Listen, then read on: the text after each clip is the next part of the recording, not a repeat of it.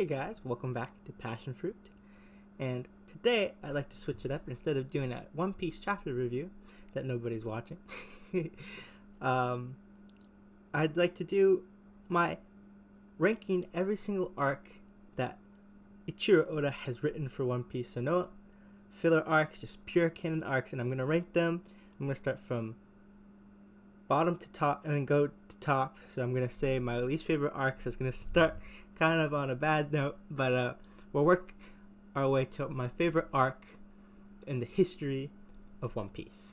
I randomly got the urge to do this. I just sat down and wrote down all the arcs of One Piece, and then from there I put them from my favorite to my least favorite. I was gonna try to do it like writing it from my least favorite to my favorite, but that was really hard to like start off with my least favorite. Like I know my least favorite arc, but I don't know how to work from there. So I went for my favorite and worked my way down.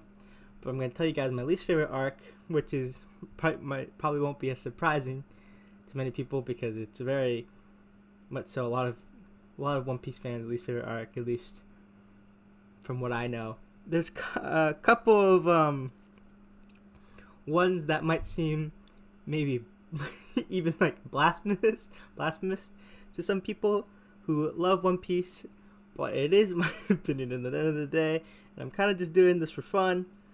I'm also doing this at the towards the beginning of the year, even though it's not officially the beginning of the year. I'm doing it now because I think 2021 I'm gonna reread all of One Piece, and I'm gonna really sit down and take in the work instead of binging through it really quickly. I'm gonna actually sit down and really analyze everything. And so I'm gonna try to do that all of next year, and by the end of the next year, I'm hopefully gonna be done with that. And I'm going to redo this video, because I feel like if once I really delve deep and analyze each individual arc, I'm gonna be able to make this list better, or not even better, but just I have a feeling it's gonna be different in the end of the day. While reading and watching One Piece, there was two specific arcs that made me almost drop it. I really enjoy One Piece, and I don't really think there's an awful arc in the whole series, but just two arcs in particular felt kind of dragging on and kind of disengaged me from the series.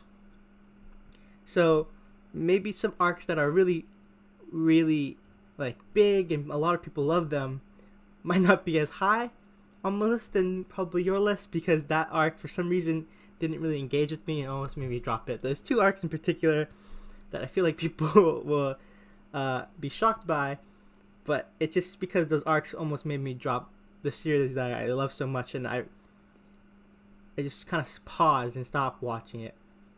But then I finally got back into it, and these arcs have amazing moments and I love them, but just they're not really high up on my list.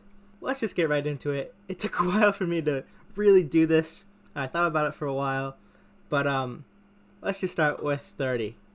Number 30. Well, it's Syrup Village. What can I say?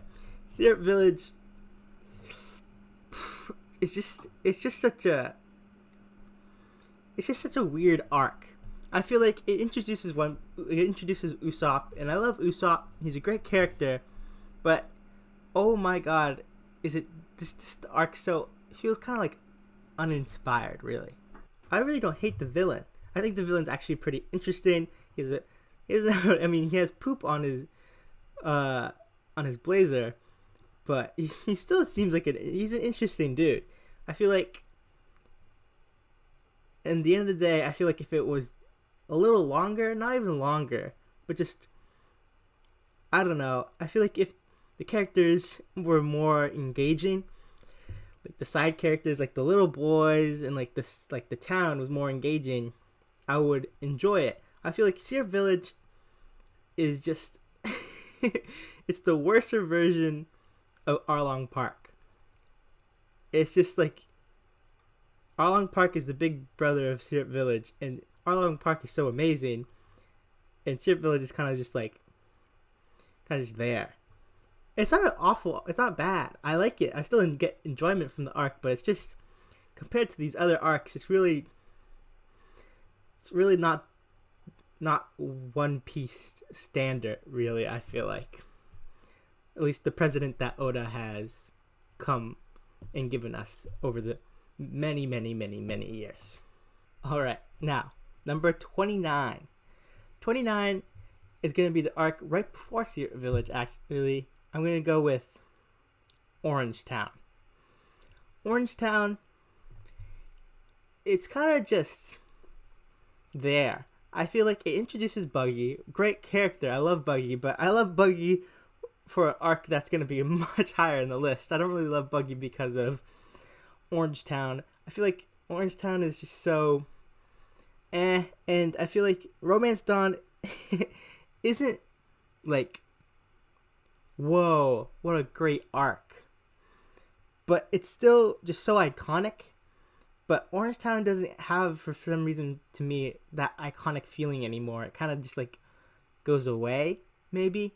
And it just doesn't have that charm that Romance Dawn has. So it kind of just has that dated One Piece feel that just makes it not as high on the list. And I almost gave it number 30, actually, because I do kind of enjoy some moments in Secret Village.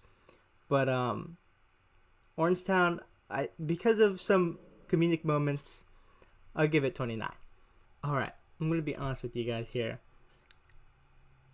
This one might be a little weird for some people, but number 28 is going to be Whiskey Peak. I don't know if that might be like some people might not agree with me at all with that, but I just feel like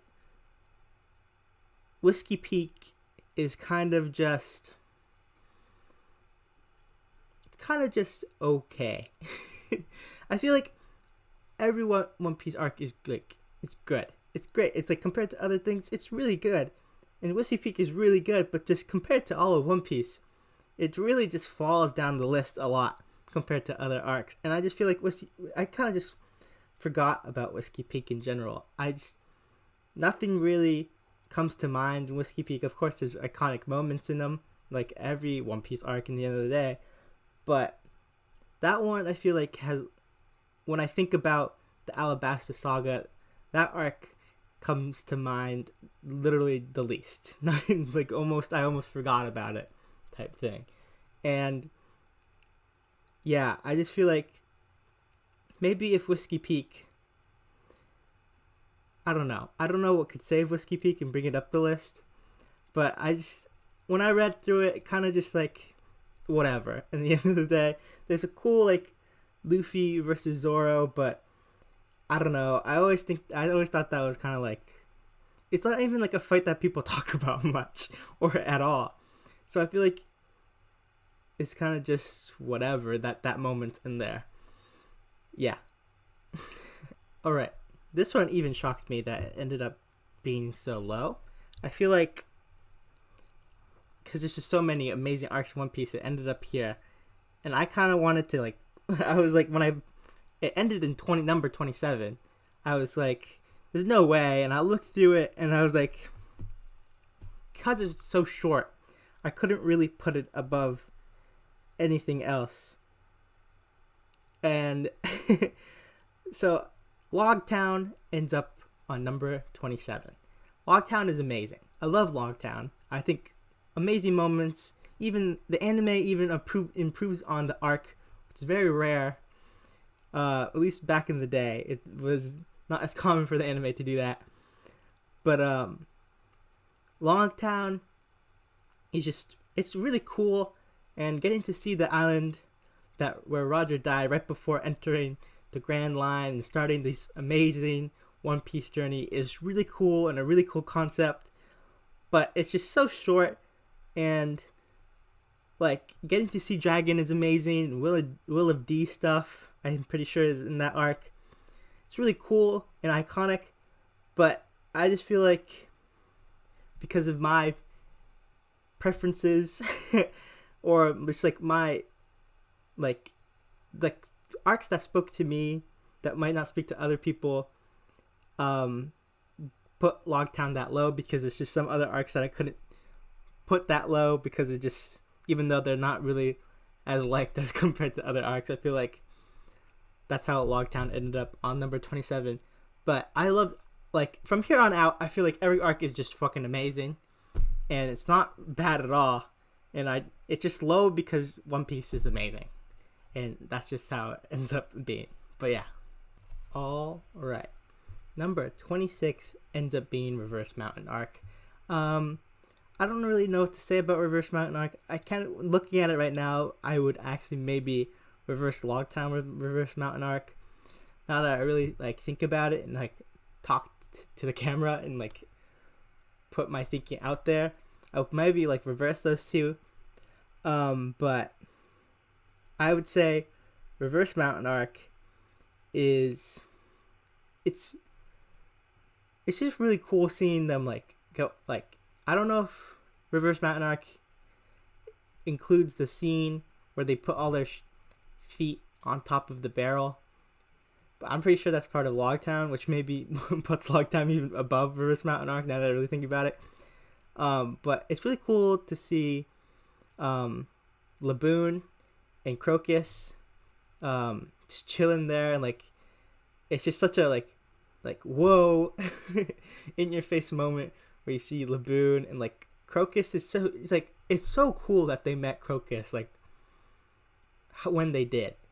Like they meet Crocus at the beginning of the Grand Line, and then when they get halfway in the Grand Line, they meet Rayleigh. And I always thought that was really cool how that ended up working out.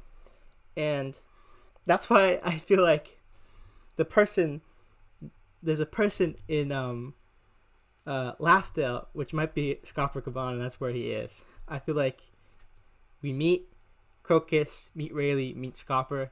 I thought that was always something that Oda was like trying to do. I always thought that was a cool way to do it. But yeah, I think Reverse Mountain Arc is really cool. It's really short too, and Luffy's painting on Laboon is just, it's that painting is just iconic, really, isn't it? Okay, number 25, Long Ring Long Land.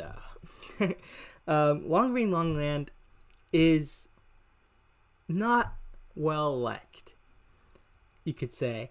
A lot of people don't really enjoy it because of how just un-One Piece it is.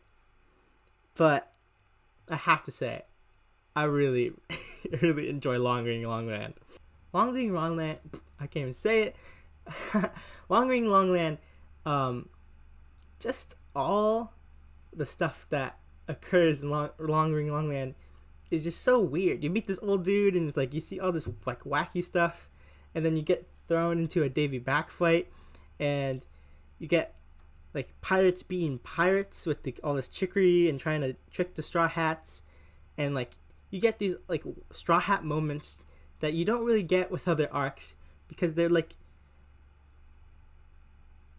they're really like together and working through these problems together. And I love that aspect of Long Ring Long Land, because you get Straw Hat moments, and I feel like that's what's really missing through a lot of arcs in One Piece, especially recently. We got some Straw Hat moments before Onigashima, but other than that, I feel like Davy Backfight and just Long Ring Long Land in general has some of the best Straw Hat like interactions. I mean, Sanji and Zoro, and Nami trying to work everything out, and like Usopp being the big up man to Luffy, Afro Luffy, just like it's just so nice. And then you get Aokiji at the end, like thrown into your face. You get to see an admiral for the first time, and it's just like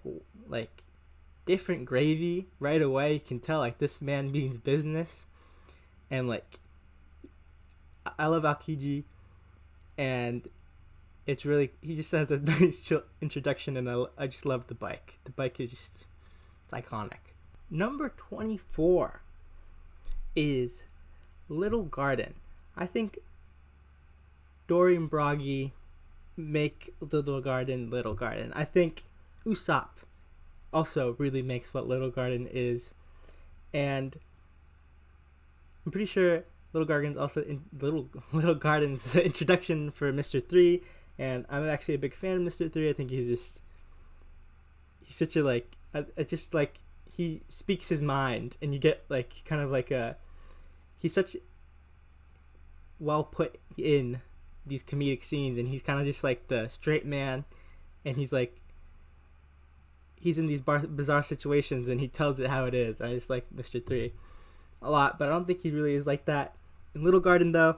But Little Garden is great. I like just giants and the concept of it, and just like the fantasy that One Piece brings into this world, and having these people fighting for like way too many years, just going at it one another, but still being able to smile, and like they still care for each other, you can tell. And I always thought that was really interesting, and just Usopp being enthralled by the giant culture, and it's just a really cool arc, and I really enjoy it. And like I've been saying a lot, like a broken record, I love this arc, but it's slow because One Piece is just amazing, and arcs like this can't be higher up because of that. Alright, now this might be the first controversial one that I know people might click off or might dislike, and I get it. It's a very well-loved arc, but I got so disconnected from it, and it's one of the two arcs that almost made me drop One Piece because I felt kind of bored. I didn't really enjoy the characters that weren't the Straw Hats in this arc. I feel like the villains, other than the main one, were just absolutely boring, and I don't remember any of them really, like their names, but I remember the fights. It's Skypiea. Number 23 on my list is Skypiea. Skypiea is great. I love it. It's, like I said, it's above these arcs that I also said I very much so enjoy and love.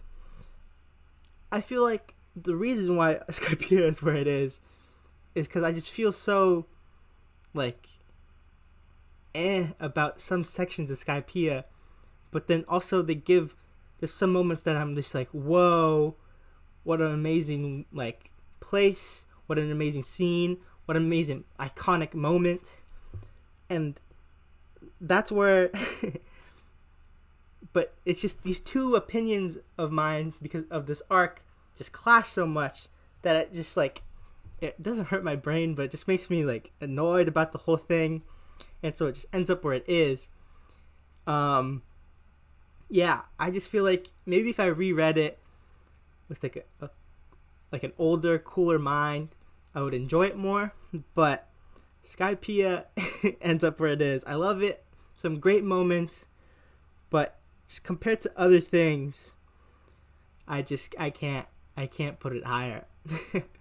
And funnily enough, the arc right after that is also the other arc that almost made me drop One Piece, but it has the same reason of just feeling drawn out and not liking any of the villains, though, but just has such cool moments. And one of my favorite Straw Hats is introduced, but and has one of the top 10, top 5 iconic moments right at the end.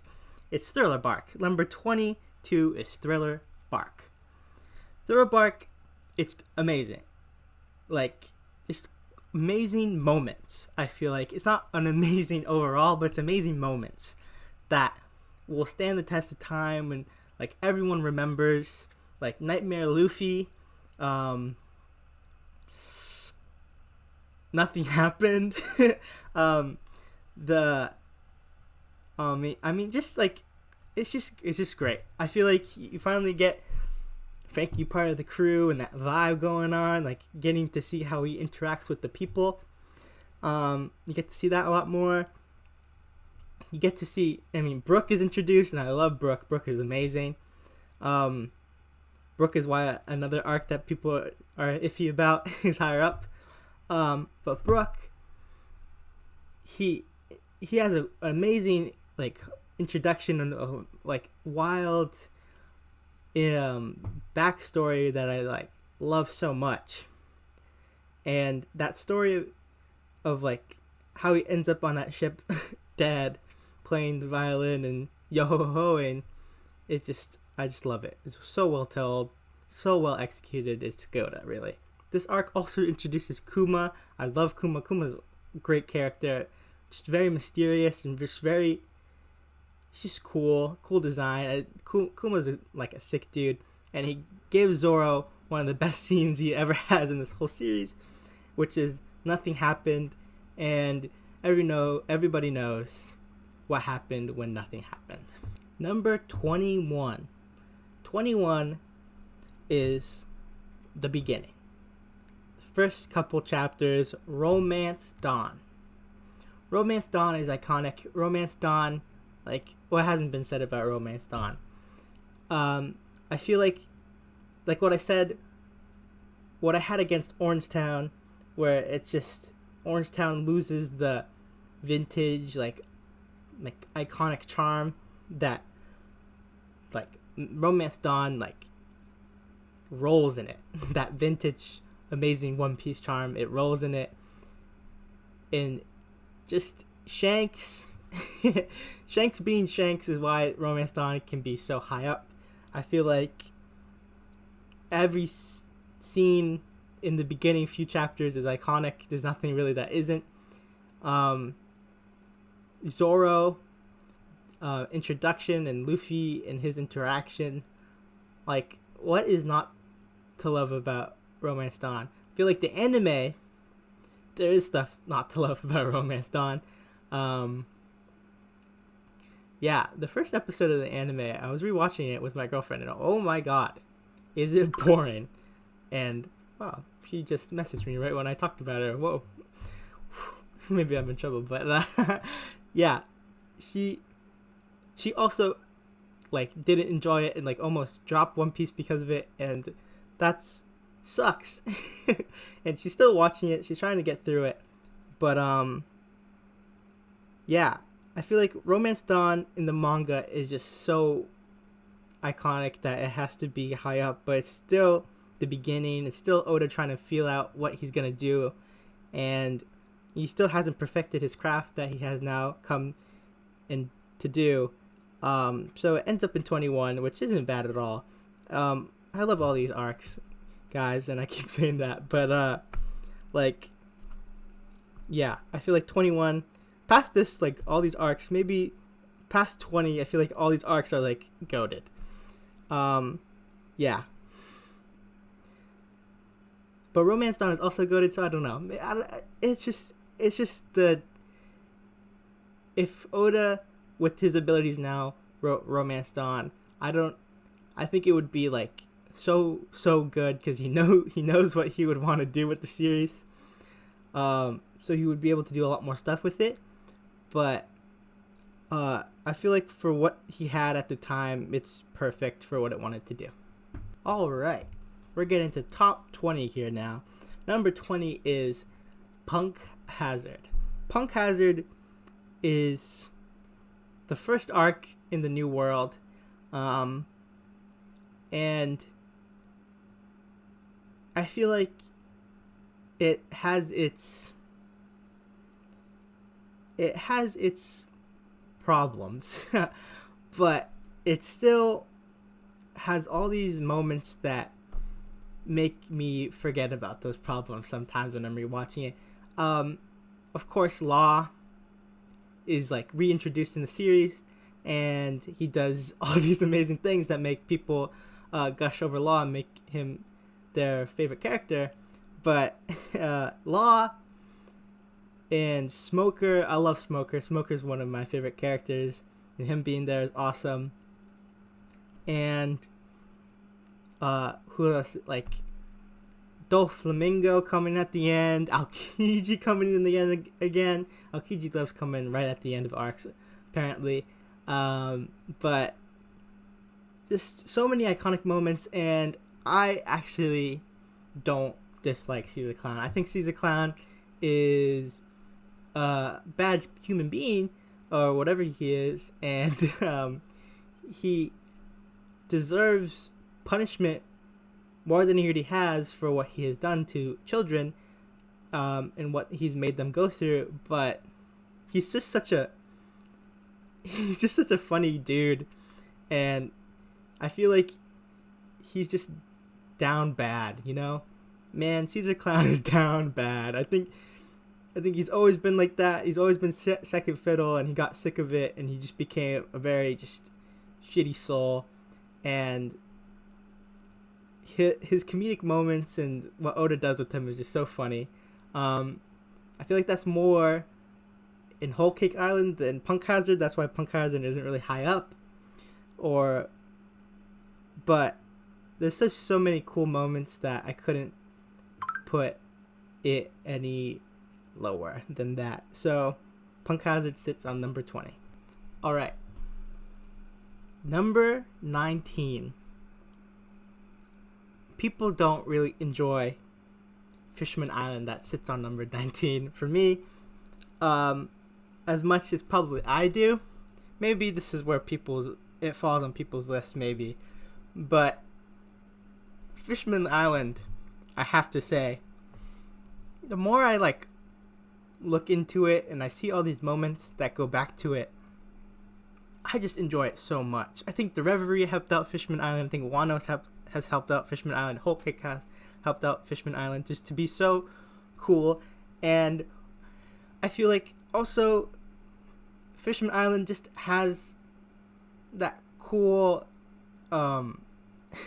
that cool Straw Hat being badasses moments that you don't really get to see that much. You always see them struggle and then overcome, but there's nothing they really overcome in Fisherman Island that's just so cool. And I feel like Hoodie Jones, if he was given more just more character and not just so generic and bland, then Fisherman Island would probably be a lot higher on people's list than it is, because you get so many info drops, and Jinbei, my favorite character in One Piece, is just sitting there doing his thing, and just so many cool moments in One Piece come from Fisherman Island. And I feel like Shirahoshi is actually one of my favorite princesses in the show, but in the manga. But that's all thanks to her dynamic with Luffy, and her past with her mother. And I feel like just a lot of cool characters come from Fisherman Island too. And yeah, Fisherman Island is definitely something that should be looked at more and should be given more of a chance. It's just really fun. And yeah, what else can I say about Fisherman Island? It's very also just pretty and just amazing to look at. Just what an imagination Odin has to come up with such a the castle. Look at that castle. It's just so jaw dropping. I wish I could be there type thing. I wish that One Piece gets a universal section like Nintendo did, and all that stuff is in there. And I'm gonna go to Japan and go into it. Go into the One Piece section right after I go into the Nintendo section and eat something from the Toad Cafe. Yeah. All right, number 18 might be a little bit of a weird one to some people, but I used to rewatch this when I watched the anime a lot for some reason. I don't know what it is about this arc. I'm not even a big fan of a big character of the arc compared to some people, but this arc I would just rewatch a lot, and I don't know why. I think it's just a cool, underrated Luffy arc, which is Amazon Lily. Amazon Lily, I'm not a woo-gooing for Boa Hancock. That's not why I really enjoy Amazon Lily as much as I do, but I feel like Amazon Lily is just a really cool Luffy arc and a cool like adventure for him, and like how his adventure starts before like it totally focusing to Ace. He's focusing on like getting back to his crew, and like getting to see all these people, and like seeing this island of women, and like the place is also really pretty, and I feel like not a lot of people talk about that, how like cool Amazon Lily looks, and the snakes and stuff is really like the aesthetic is just cool. And I feel like a lot of character development is given to these people, a lot more than you would think. And you care about that blonde-haired girl that I completely forgot her name, and and those other two girls that are frozen in stone, and like Conqueror's Hockey, and like Luffy trying to save these people, and like just all these like this adventure that Luffy puts himself in, and like this whole island falling in love with him. It's just such a cool thing, and get like King of the Pirates type stuff right there, like getting this whole nation of women who hate men to fall in love with you, basically. And that's just such a Luffy moment that I don't think people talk about so much. Like the Mihawk saying like that's the most strongest power he has, like it's so well demonstrated in Amazon Lily. Don't think people talk about that really at all. But yeah, Amazon Lily falls on number 18. Let's move on. Okay, another arc that I would rewatch a lot in the anime, but this time I know why. It's not really random at all. It's Return to Sabaody. Return to Sabaody is just so... It's just so, like... I don't even know how to describe it. It's just epic. Seeing all these people finally cut back together after so much time away and apart, and getting to see their new looks, their new moves, and comparing it to Sabaody, and seeing how like Luffy can just swing up into the air and one punch a pacifista, and like Zoro and Sanji can basically one shot a pacifista if they were given the chance. It's just like wow, these people have come so far. It's insane. And them coming back together, and all those little moments of them like going like, hey, look, it's me, I'm here, and like finally getting back to the Sunny, and Kuma protecting it. What an epic moment right there of Kuma just like walking away from the ship. It's just a really cool arc, and I feel like I would put it higher, but there's just too many arcs to put above it, that it just falls on number 17. And just that's like the anime, like Luffy dodging the pacifista bullets, and like revealing that it's Luffy, and it's like, whoa, wait, Luffy's actually here, and then like him dodging the pacifista, and then running away from Shintamaru, and saying, oh, we'll see each other again. I always like how Luffy, when he runs away, said, oh, we'll see each other again, because that's the most One Piece thing ever. You'll always run into everybody for some reason. But yeah, Return to Sabaody falls in number 17. Number 16 is the Baratie arc. Baratie is iconic, and it has all these like just this nostalgic feeling to it, and it's really when I actually started caring about One Piece. I started really like getting engaged with the characters at this point. I'm not an Arlong engager, I'm a Baratie engager. Yeah, I love Sanji and Jin, their whole dynamic. Him and Zeph is a sick character, and I love when he was brought up again in Whole Cake Island, and like that whole scene with Sanji and Zeph cooking at the same time.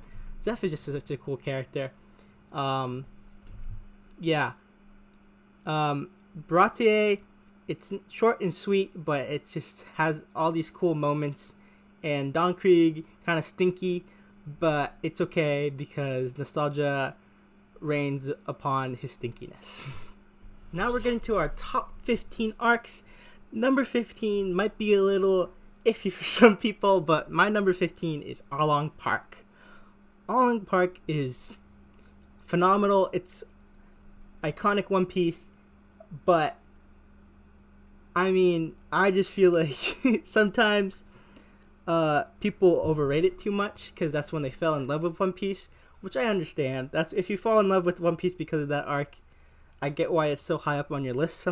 But like, it's a really great arc. I mean, every arc in One Piece is fantastic, but I mean, not every arc, but most arcs in One Piece are fantastic. But Arlong Park kind of just it isn't top 5 material for me, and I feel like it's top 15. It's still amazing. It's still a great arc and amazing moments with the walk to Arlong Park, which is anime only, but it's still okay because Walk of Arlong Park is like, if Oda was to redo the manga, he would put that in the manga. I know for sure. But just seeing Nami and her flashback and how she's hiding all the stuff is just so like heart-wrenching and like just well done. And Arlong being a piece of shit and like really being a pirate, and like you see what pirates are really supposed, like why people don't like pirates, because people like Arlong are in the world, and it gives you this like loss of hope seeing Nami, but then Luffy finally puts that hat on her, and like that's when you know, like, yeah, this is gonna change. Luffy's gonna do something, and getting that Luffy entering Arlong Park and just like pistoling Arlong in the face is just so satisfying. And that Nami scene where she asked Luffy for help is just it almost made my girlfriend cry. We watched that together and she got very emotional by it. So like, and we watched the One Piece like special where like they covered all of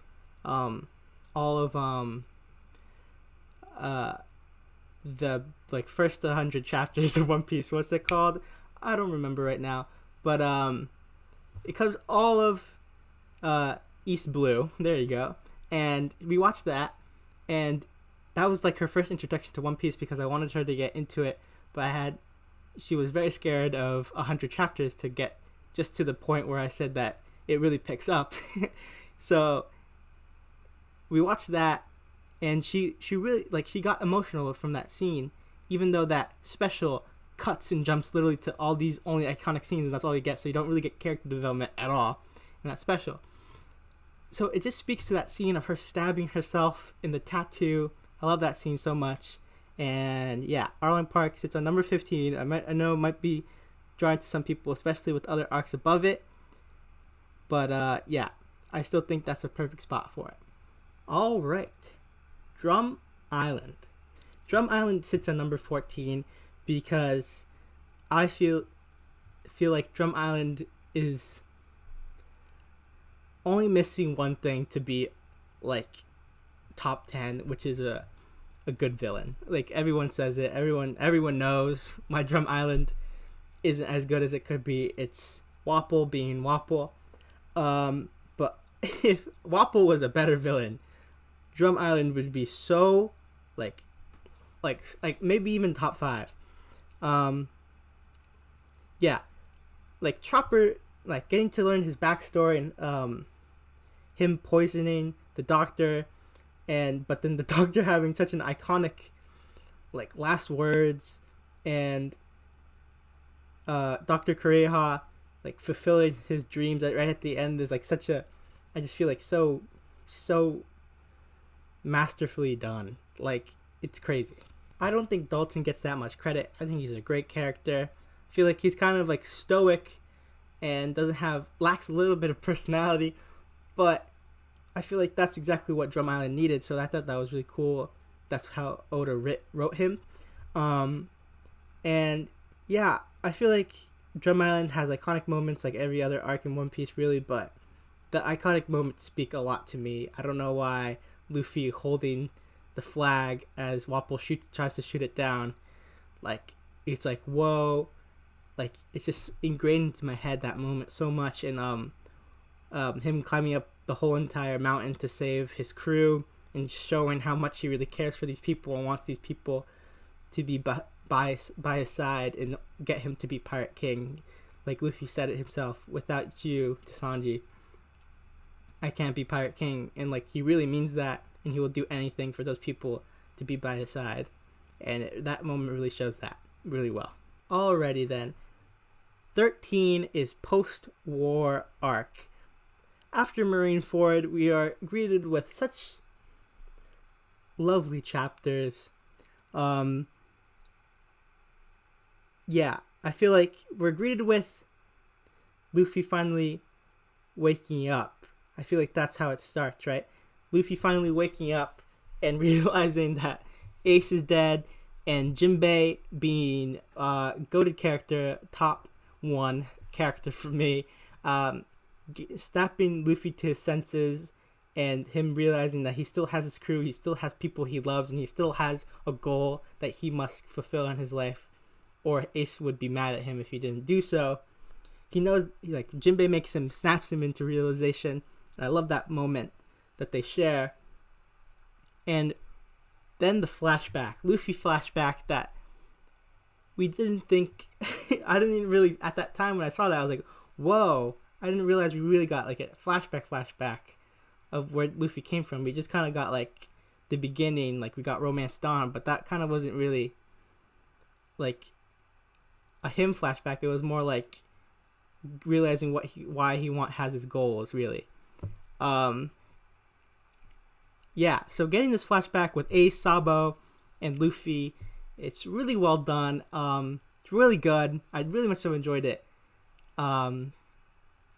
But then we come back and we have Rayleigh coming in being a goat and swimming all that way to Amazon Lily to train Luffy, and then him, Jinbei, and Luffy coming back to Marineford.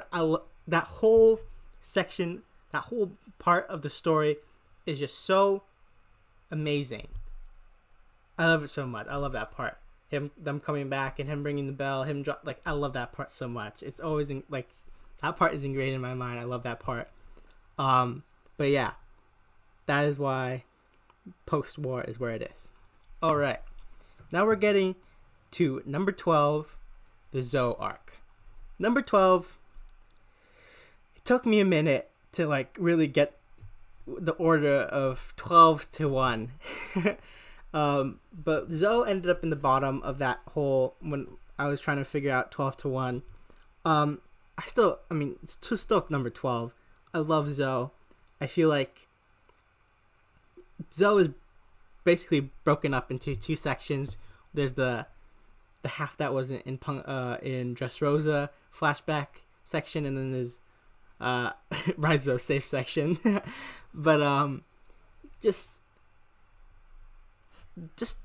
the whole setup of that flashback of where the crew was, all leading up to this one culmination of this iconic moment that it's just so perfect, that moment. And yeah, I have to say, and then like finally realizing and like going to see Rizzo and like seeing his drawing design, but it's not that surprising at that point. And the poneglyphs and the information dumps that was given to us, and like them realizing that they had to split to go to basically split up into 2 groups and go invade 2 islands that are the stations of 2 Yonko. I always think that's so like wild that they split up in 2 groups to go on missions to the territories of 2 Yonko at the same time. But they do that, and just Zou is great. I love Zou. And yeah, Mammoth Boys, let's go. Alright, number 11. This might be surprising to some people that I didn't crack my top 10, but I feel like, 11's still great. Water 7 arc. Water 7, I feel like could be an ounce, just a tiny little bit overrated. Yeah, Water 7 is amazing, but it's just, it just isn't like top 5 for me personally. I feel like you get to like Galley Law and like meeting all these like cool, like well, like done characters. Polly is great. The other two dudes from Galley Law that aren't part of CP9, yeah. Frankie is a great character. I love Frankie, and his introduction is very interesting. But I feel like Water 7 has cool moments, cool characterization, great Straw Hat moments too. I mean, well, I can't believe I haven't brought this up yet. Usopp versus Luffy it's amazing. It's amazingly done, and one of the greatest fights of One Piece history. And also, like, Usopp versus Luffy is also a great Luffy Zoro moment. I love that, like, that just great dynamic that is shown of like Zoro stepping up for what he believes in. And yeah, I mean, and then Robin disappearing and them figuring out that they tried to assassinate the mayor. Yeah. Water 7's great. Maybe if I reread it would be higher, but we'll see in a year. All right, my top 10 One Piece arcs as of 2020, right at the end of 2020. Number 10, Alabasta. Alabasta, I feel like it's been so overshadowed by the arc that's very similar to it that it makes you forget how great it is. I love it to death, and I feel like the fights in it for certain characters are like really like big like characterization moments, and some fights might not even be topped by other people, by other arcs. Wait, what am I trying to say? I feel like the fights in that arc will never be topped for certain characters. Yeah, Alabasta is like the first big arc in the series, and Oda tackling it, a big arc. It's very surprising that how well he did it his first try, like a top 10 arc, or like his first attempt at a big arc. And I mean, that's just Goda for you, really. In the end of the day, it's not really that surprising. Yeah. What can I say? I mean, Crocodile, amazing villain. Imagine if a Crocodile level villain was in Drum Island or Fishman Island, like what that would do for those arcs. That a crocodile level villain for those arcs would make those arcs top 10 for sure. That speaks volumes for Crocodile. I feel like he makes the arc what it is, really. And Vivi is a great character. I feel like a little overrated. Oh man, I'm not trying to say that much controversial stuff for this video. Vivi is good, but I feel like I'm glad she's not a Straw Hat. That's what I can say about Vivi. I'm glad she's not a Straw Hat. I'm glad who she is and what she is to the Straw Hats and what she means to the story. But I feel like if she was a Straw Hat, I would not. Maybe like if she was a Straw Hat, you would get more characterization for her and like giving her more of a better personality over time. Maybe. I don't know. I just feel Vivi is very just cookie cutter, and I don't enjoy it. Like a lot of princesses in the series are very cookie cutter, like Rebecca. But Vivi isn't as cookie cutter, I guess you could say. But I don't know. I love Alabasta. It's number 10. Let's move on. All right, number 9. We go from a very cookie cutter, as my opinion, princess to a very opposite to that princess, with the inclusion of Whole Cake Island. Whole Cake Island falls at number 9. I very much so enjoy Whole Cake Island. I don't think it's middle of the table like maybe other people would put it. I feel like it is a top 10 arc of One Piece.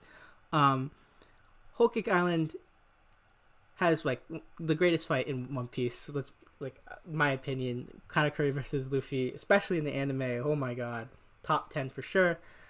Um, but Whole Cake Island has its faults, but I mean, Luffy versus Sanji is an amazing moment, and then it kind of slows down.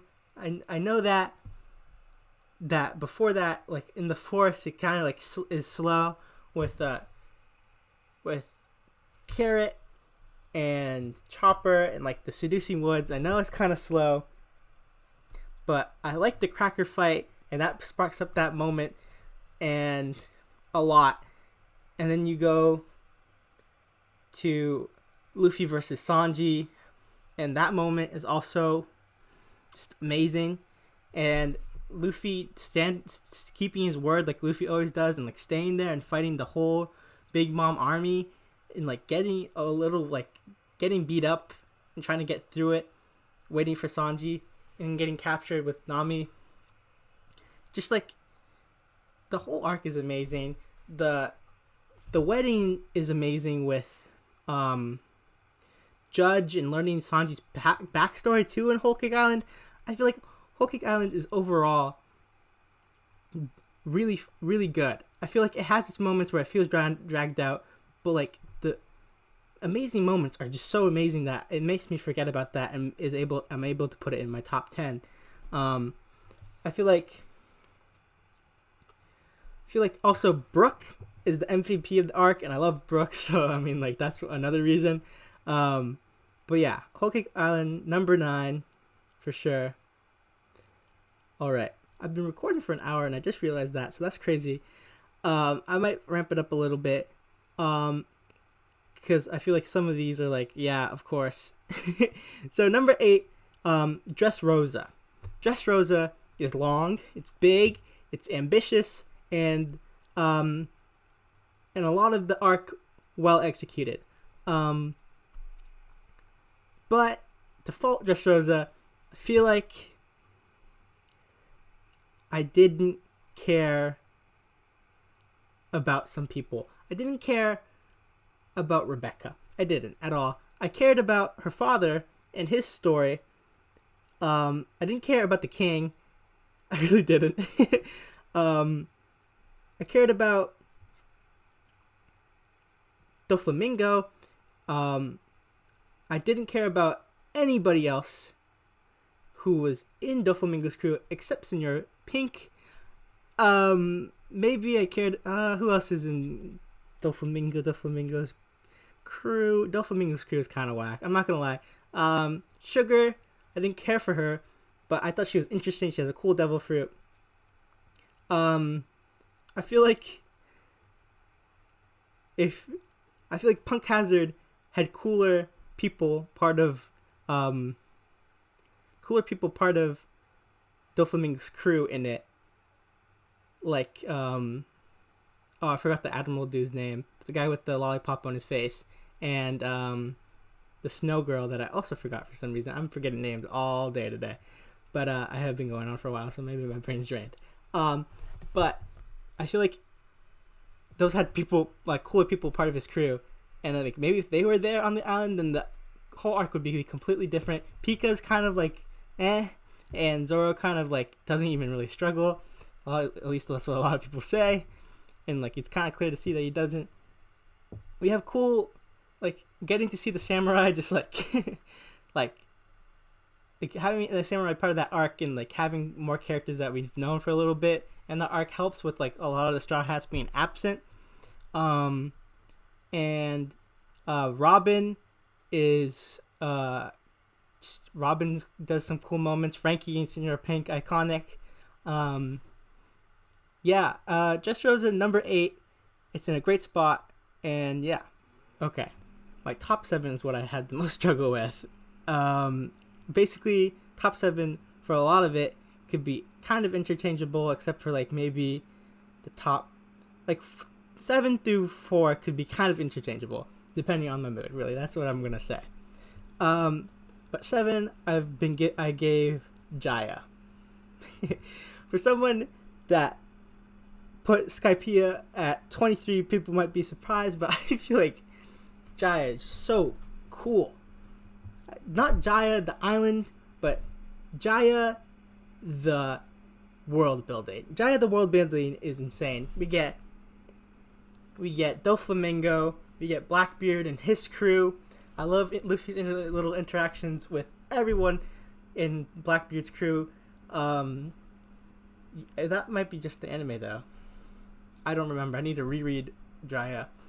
I might be getting the anime into that, but I love Luffy's like interactions with everybody, and Bellamy is just that whole Bellamy and Luffy scene. The first one and the second one are just very epic, iconic Luffy moments. Yeah, I just love Jaya. I think it's really weird that I don't appreciate Skypiea as much as I do Jaya, but it's how it ended up. I don't know why, but that's just how it is. That's just my opinion. Yeah, Jaya is number 7. Number 6 is the first time Straw Hats land on Sabaody. Sabaody is... It's just... It has it all. It's a very, like, great, overall arc. You got great Straw Hat moments. You got great introduction of many, just great characters. You got like, crazy stakes, amazing action, great world building and dialogue. It just has it all, and like there's a lot to cover from that. Not even that many chapters really. Sabaody, you got Rayleigh, you got Kizaru, you got all of the worst generation just rolling about, and like it's just like this, all this stuff is happening, and it's crazy that Oda was able to do that so perfectly. And Sabaody is great. I gush over Sabaody all the time because I feel like Oda just like was given a muse, and like he just made Sabaody so well. And yeah, Sabaody ends up on number 6. All right, top 5 One Piece arcs. Number 5 is the short, sweet, crazy, world-building reverie. Or on the website I saw when I was looking at all the One Piece arcs, levelry. I don't know if it is actually called levelry. I don't know. That's kind of whack. I love Reverie. I like that name a lot. I think it's really cool. So if it's levelry, I'm gonna be very disappointed. I mean, what hasn't been said about Reverie? The community during Reverie was popping off. Many videos coming from every which way. Nux, Roger, Tekken, Brago, everyone whipping out videos during that time when those chapters were coming out. I mean, maybe people wouldn't put Reverie in the top 10 because of how short it was and how abruptly it ended. But, I mean, Reverie's Reverie, man. So many iconic moments that I'm not even going to bring up because I know I'm going to forget one. And people are going to be like, how could you not forget that? Just know that moments in Reverie are all crazy. Emu, Shanks, Doflamingo, all the characters coming back. Like, just crazy time. Number 4 is Impel Down.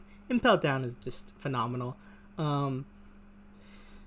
It has it's just a great cast. It's like a mini movie in between One Piece, really. And at the end of the day, I feel like Impel Down is. It's this cast of characters, old and new, coming together and making this crazy prison break movie, and I just love it. Crocodile, Jinbei, Ivankov, Luffy, and all these, and Buggy and Mr. 3, just all these like wacky cast of characters coming together and like taking down Impel Down, this prison that no one is able to get out of except for one dude.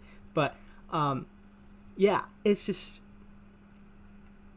it might be kind of boring to look at times, as Grand Line Review has stated. But it's just nice. It's just, I feel like the writing in it is just so good, in getting Blackbeard to do what he does. A great Boa Hancock moments in the beginning, and Ace talking to Jinbei, and Garp coming to talk to talk to Ace.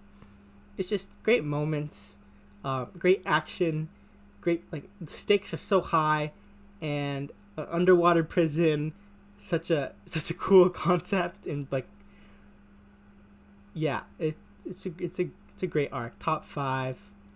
That's why it sits on number 4. Love it. All right. Top 3 One Piece arcs. The arc that's fallen number 3 is Wano. I've loved Wano. I think the community has gotten so vocal and so big that there's a lot of people that have opinions on certain arcs now than before. I feel like Wano people have been calling it not as good as certain like other arcs, because I think there's just more people giving their opinions. I feel like if back in the day there was as many people talking about arcs back in the day, there would be a lot more different arcs getting dogged on when they were coming out, for being bad or like amazing or stuff like that. And my opinion, I ignore people saying how bad it is, and I'm just been really enjoying Wano from the beginning in like 2018, which is crazy. It's already been that long. Luffy landing on that island and getting where the other Straw Hats have been during Whole Cake Island, and just like each act has been great. Like their own little segment, their own little, like, they're like little mini plays, and they have like a cool introduction and like a crazy ending, and I love that. And like the intermissions, I mean Goda moments. Every intermission is just like jaw dropping. I don't think there has been an intermission chapter that hasn't been jaw dropping.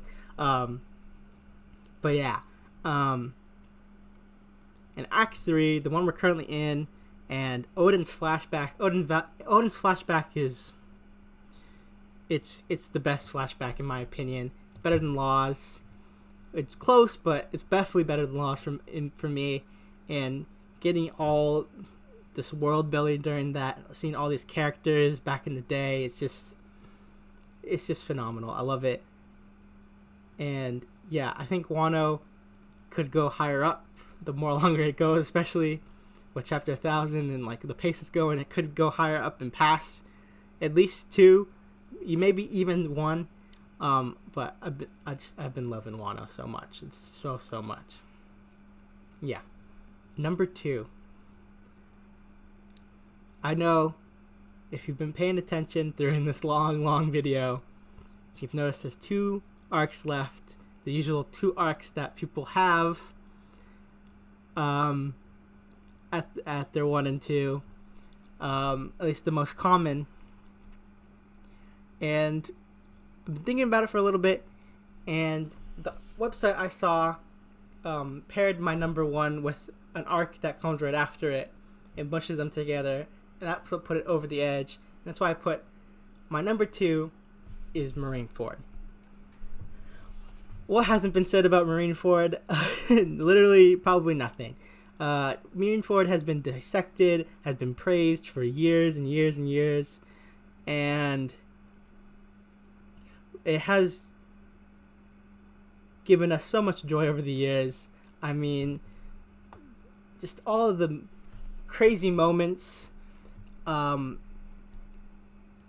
just given to us. Whitebeard being just him. It's Whitebeard being Whitebeard, and having this war be thrown to us and masterfully written by Oda. That was when Oda became like Goda. You know, I mean, like, there's amazing arcs before that. Like, I mean that's not when Goda became Oda. I mean, my number 1 is when Oda became Goda. But I just feel like Oda really flexed his god tier writing during Marineford and gave us so many questions, answered some questions, gave us great action, great character building, sad tragedies, like amazing comedy moments with Buggy, and yeah, I wouldn't change anything about Marineford. Maybe length, but I mean, like maybe it's already. I don't think I would have changed anything about Marineford. Let's be honest here. Marineford is pretty fucking amazing. All right, my number one. We've been paying attention. You already know. My number one. It has been for a very long time. I feel like, and has been challenged many times in my brain. But I feel like my number one. I gotta stick with it. Is Annie's Lobby. Annie's Lobby. I have rewatched, reread to death, and I have enjoyed each time I have done so. Annie's Lobby, I could just pick up from anywhere and just enjoy what I'm watching. I mean, Luffy storming into the island and taking down all these people and like just the comedic moments with CP9 and how they think at least what's his face? Oh man, I really am forgetting a lot of names today. But Squad? No, not Squad. I don't even know anymore. My brain's not working. It's already been more than an hour. Yeah. Elephant Sword dude. His comedic moments are just great, and you hate him to death, and that's on purpose. And Robin being such a well-written character to all those scenes, and Annie's Lobby got me through a lot when I was little, and not little, but when I was younger, and I really appreciate it doing so. And just Luffy standing up to the world government the way he does is very inspiring, and just the emotions that were given to us, it's just perfect. And the website I saw also included post Annie's Lobby arc with it, and I guess that also contains the train. And post Annie's Lobby arc is also just great with Garp and learning that Dragon is Luffy's dad, and the party. Yeah, it's just a great arc, and it just makes me love One Piece for One Piece. It being itself just makes me love it so much, and Annie's Lobby really encapsulates that so well. And yeah, that is my not my top, but that's my ranking of the One Piece story arcs. It took me an hour and basically 20 minutes, but I've enjoyed what I've been doing. I'm not going to enjoy editing it, but it's going to be okay. I'm going to sit through it and hopefully be able to finish that in a day. But yeah, thank you guys so much for watching. If you would like, please subscribe, please like the video, comment, give me constructive criticism, give me anything, please do. So it would be greatly appreciated. And yeah, thank you guys so much. Thank you guys so much. Yeah. I'm saying thank you way too many times, and I should just end the video. Peace.